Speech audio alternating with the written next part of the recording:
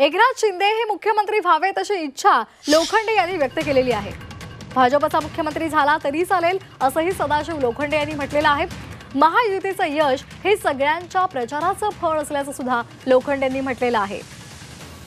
मुख्यमंत्री पदाचा निर्णय हे वरिष्ठ नेते घेतील असंही ते म्हणालेले आहेत। राज्यात महायुतीला मिळालेलं यश हा सगळ्या पक्षांच्या नेत्यांनी एकत्रित केलेल्या प्रचाराचं फळ असल्याचं ते म्हणालेले आहेत। लाडकी बहीण योजना असेल, शेतकऱ्यांना दिलेला 1 रुपयामधला विमा असेल, या सगळ्यामुळे आम्हाला चांगलं मतदान झालं असं त्यांनी म्हटलेलं आहे।